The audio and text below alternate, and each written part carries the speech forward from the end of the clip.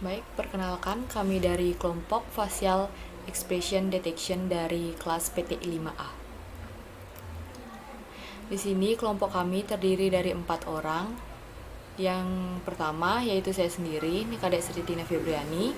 Yang kedua, Daniar Istianatul Wafiah. Yang ketiga, Ica Alinda. Dan yang keempat, Ikomang Yudiantara. Program yang kami kembangkan ini yaitu berguna untuk menganalisis emosi seseorang. Emosi menjadi salah satu aspek yang memiliki pengaruh besar atas sikap manusia selama ini. Emosi merupakan kondisi mental seseorang yang dapat mendorong untuk melakukan ekspresi yang dipicu dari luar ataupun di dalam diri. Emosi seseorang dapat diketahui salah satunya dari ekspresi wajah. Dalam hal ini, kelompok kami membuat program yang bertujuan untuk mendeteksi ekspresi suatu gambar, baik itu ekspresi marah, sedih, bahagia, dan lain sebagainya. Kemudian, bagaimana cara kerja dari program ini? Program ini bekerja dengan cara menganalisis suatu gambar sampel, lalu mengambil suatu keputusan apakah gambar sampel tersebut memiliki ekspresi marah, bahagia, sedih, dan sebagainya.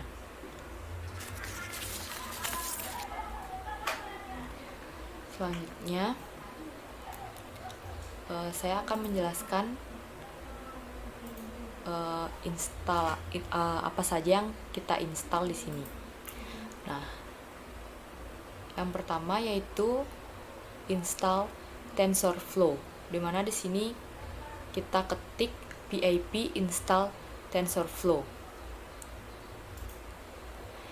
TensorFlow memungkinkan developer untuk membuat grafik aliran data atau data flow graph, yaitu struktur yang mendeskripsikan bagaimana data yang digunakan bergerak melalui tampilan grafis atau serangkaian pemrosesan node. Kemudian selanjutnya kita ketikkan install keras, pip install keras, di mana di sini keras bukan merupakan deep learning backend framework, hanya berupa library, sehingga diperlukan juga instalasi backend. Backend yang didukung oleh keras adalah TensorFlow. Kemudian selanjutnya kita ketikkan pip install numpy. Kemudian selanjutnya kita ketikkan pip install matplotlib. Setelah itu kita juga melakukan install Kaggle, di mana di sini kita ketikkan tanda seru pip install Kaggle. Di sini di mana install Kaggle ini berfungsi agar dapat menggunakan dataset pada Kaggle dan membuat directory untuk menaruh file Kaggle. Sekian presentasi dari saya. Kemudian selanjutnya akan dilanjutkan oleh rekan saya. Perkenalkan, nama saya Daniar Istianatul Wafiah dengan NIM 1915051054 dari kelas PTI 5A. Nah, kali ini saya akan menjelaskan mengenai import library, data segmentasi, dan menampilkan training pada image. Langsung saja ke kodenya. Di sini ada from google.colab import drive, di mana kode ini digunakan untuk mengimport drive yang fungsinya agar Colab dapat mengakses drive yang telah kita buat. Bisa kita lihat pada tampilan output.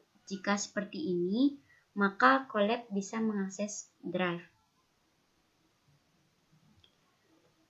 Kode selanjutnya yaitu untuk mengakses folder facial expression pada drive. Kita langsung saja buka pada drive. Nah, di sini tertera folder yang bernama facial expression. Selanjutnya, kode di sini ada kode ls, di mana kode ls ini dapat menampilkan file dataset yang tersimpan pada folder facial expression. File tersebut dapat kita lihat pada folder facial expression. Nah, pada bagian ini yang bernama var2013.tar.gz.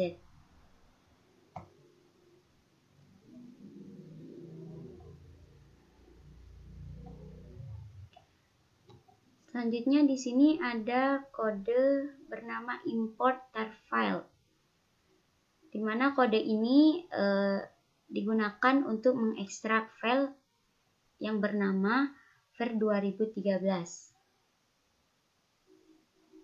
Kita dapat melihatnya pada bagian drive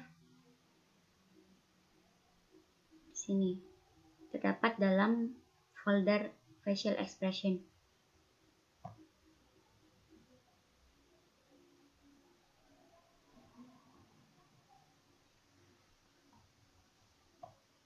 Nah, adapun import yang harus kita digunakan dalam menjalankannya. Di sini kita dapat menggunakan import OS, import NumPy, import TensorFlow, from Matplotlib-nya menggunakan import buildplot, import Pandas, untuk from screen.model selection, yaitu kita dapat menggunakan import train test split. Kemudian pada kode df pddrep csv terdapat file ver 2013 atau ver 2013.csv. Nah, pada kode ini setelah diekstrak maka ada file yang dapat kita lihat pada file di sini dengan Excel. Fungsinya untuk memanggil data. Nah, selanjutnya di sini ada kode df.emotion.unique, di mana kode ini yaitu untuk array pada gambar. Misalkan array 0, 2, 4, 6, 3, 5, dan 1. Selanjutnya kode label to text, di mana kode ini agar kita dapat melihat gambar pada labelnya, maka kita bisa mengetikkan dari array tersebut.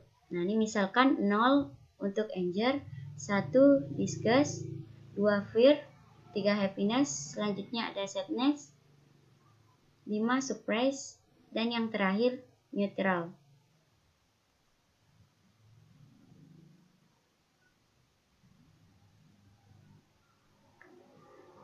Kemudian ada NP array, di mana NP array ini untuk menampilkan beberapa gambar.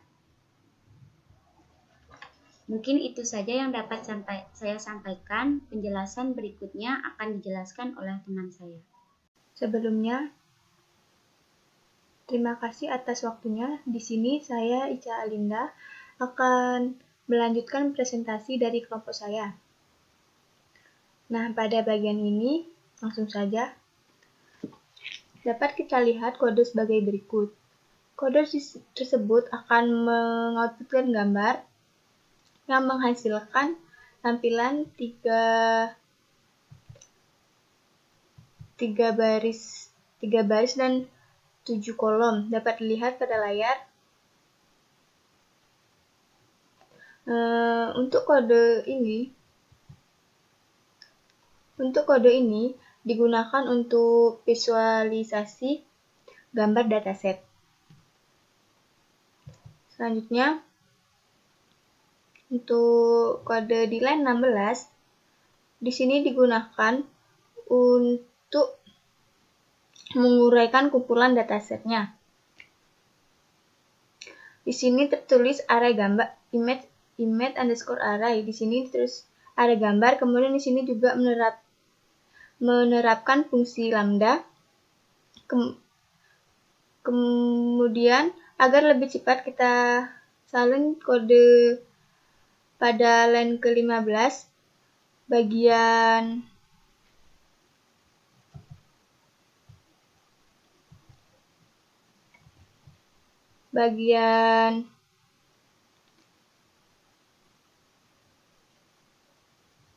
px split ini kita copy saja ke ini. Jadi fungsi lambda di sini sebenarnya diterapkan untuk baris per barisnya.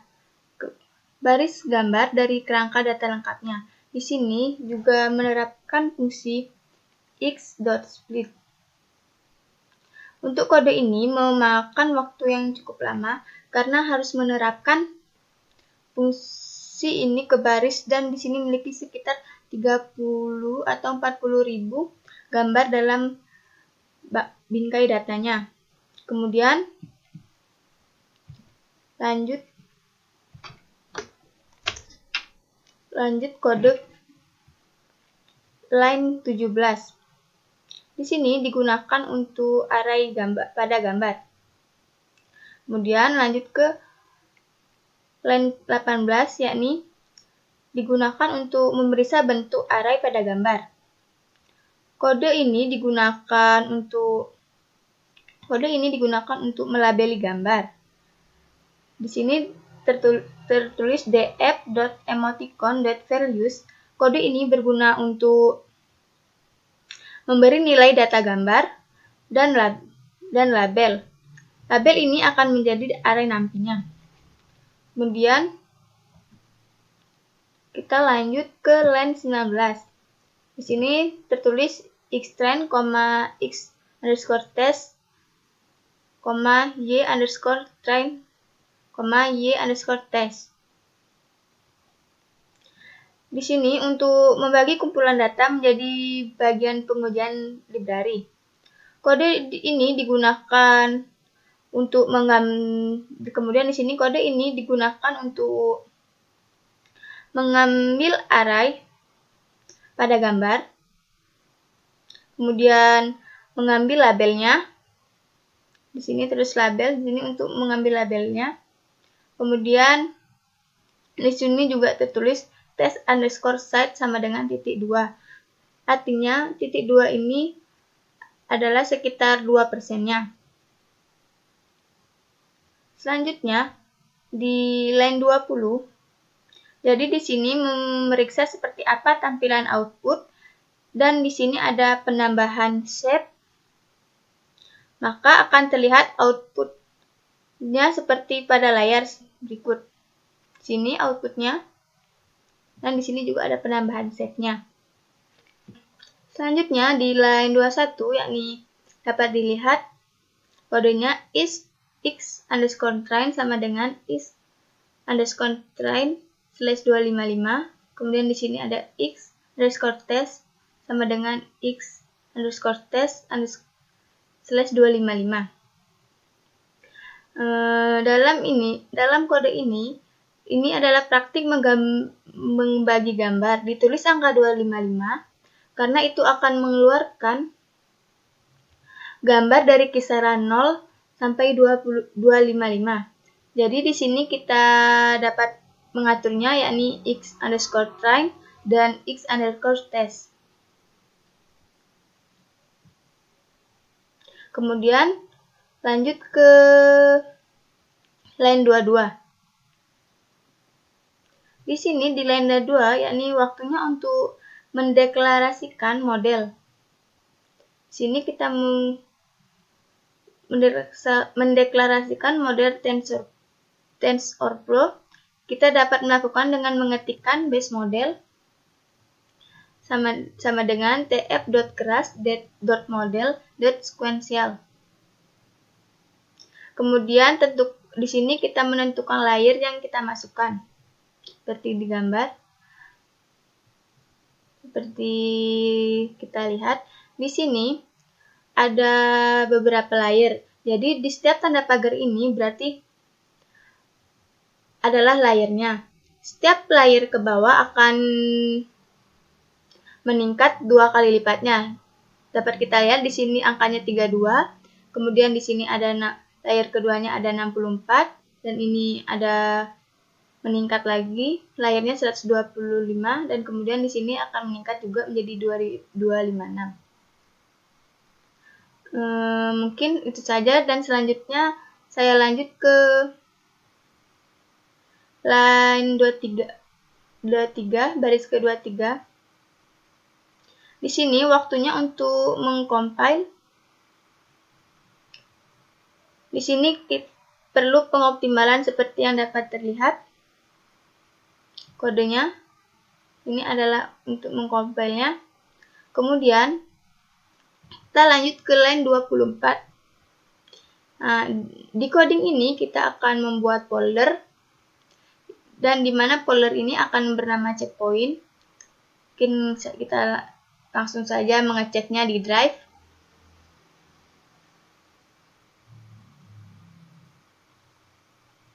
Ini foldernya.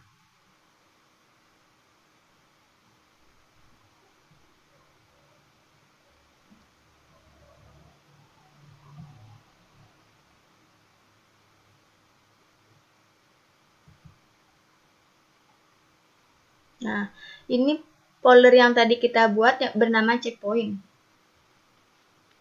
Kemudian ini merupakan data test setnya. Selanjutnya kita balik ke sini. Nah, setelah kita membuat foldernya, di sini kita akan membuat file. Ini file ini bernama base_model. Di file ini akan tersimpan di dalam folder checkpoint. Seperti dapat terlihat, karena saya sudah membuatnya, maka kita dapat cek folder ini apakah dia sudah tersimpan di file ini, apakah sudah tersimpan di dalam folder checkpoint-nya. Kita dapat ini. Nah, di sini dapat kita lihat base_model H5. Filenya sudah tersimpan di dalam folder checkpoint.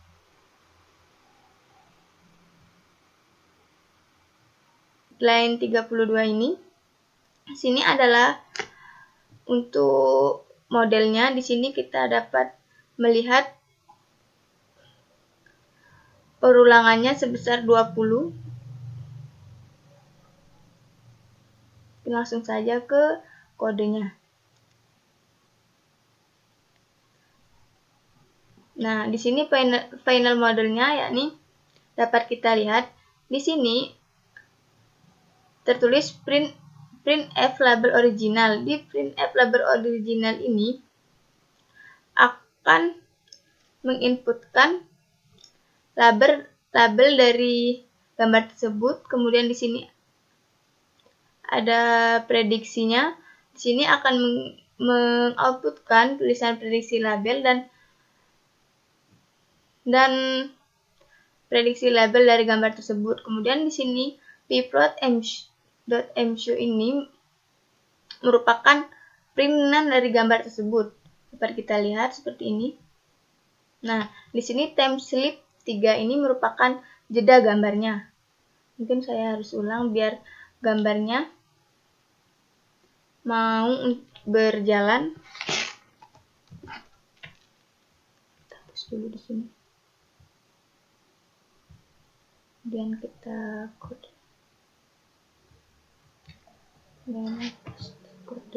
Kemudian kita run.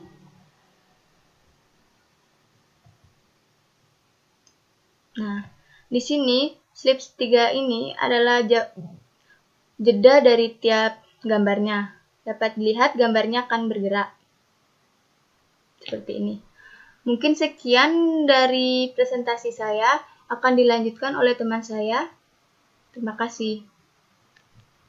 Perkenalkan, nama saya Gomong Yudhantara, NIM 1915 tahun 12055. Di sini saya akan melanjutkan presentasi dari teman saya. Di sini saya akan menjelaskan mengenai GUI dari web app Facial Expression Detection. Pertama-tama di sini terdapat file bernama dengan app.py. Di sini yaitu tempat di mana konfigurasi dari aplikasi Facial Expression Detection. Pertama-tama di sini diimport yaitu library yang diperlukan seperti Flash, Render Template, Request, import CV2, import NumPy, dan Keras load model dari TensorFlow. Di sini terdapat fungsi index yang mereturnkan index.html, di mana index.html tersebut merupakan halaman dari web app facial expression detection. Selanjutnya yaitu fungsi after, di mana di sini terdapat metode yaitu get dan post, di mana sini terdapat variabel yang berisikan dengan request file 1 yang diambil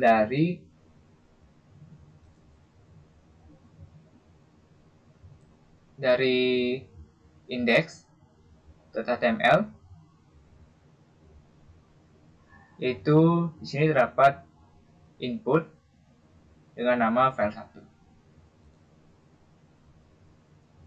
Selanjutnya yaitu menyimpan input gambar tersebut ke dalam folder static dengan nama file.jpg.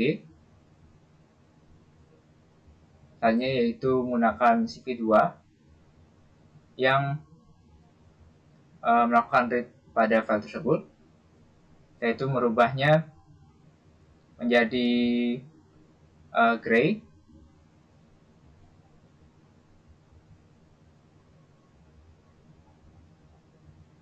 dan menyimpannya lagi pada folder static dengan nama after.jpg.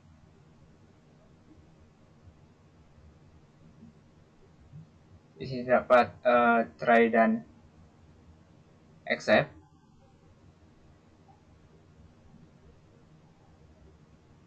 Dan selanjutnya yaitu membuat variabel baru emg, di mana di sini terdapat cp2 resize gambar jadi 48,48 dan baginya dengan 255. Setelah itu melakukan resave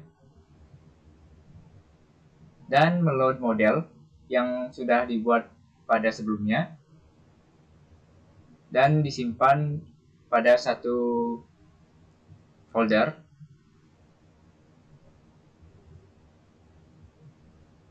Setelah itu mulai melakukan prediksi dari gambar yang diinputkan. Di sini terdapat label map, mulai dari anger, disgust, fear, happiness, sadness, surprise, dan neutral. Setelah prediksi, maka akan di-return halaman after.html dengan variable data yaitu final_path. Nah, pada after.html ini akan ditampilkan image after.jpg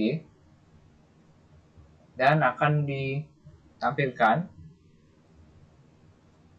label dari hasil prediksinya.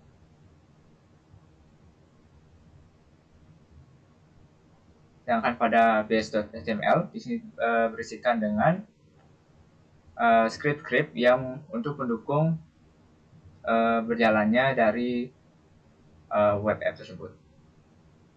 Baik, langsung saja melakukan uji coba. Untuk melakukan uji coba, kita tinggal masuk pada directory tempat web app-nya disimpan. Setelah itu dengan mengetikkan Python app.py, maka akan diberikan link dan kita hanya perlu mengaksesnya pada browser kita.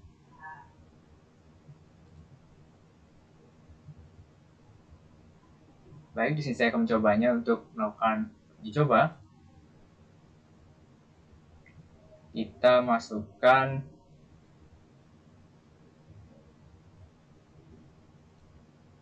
gambar ini.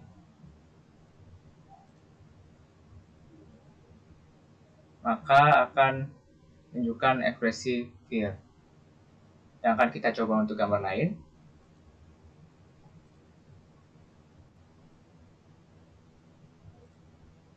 Misalnya pada happy.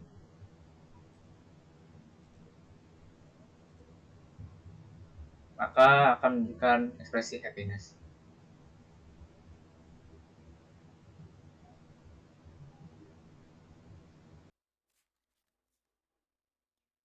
Nah, itu saja yang kelompok kami dapat sampaikan. Jika ada salah kata, kami mohon maaf. Akhir kata, saya ucapkan terima kasih.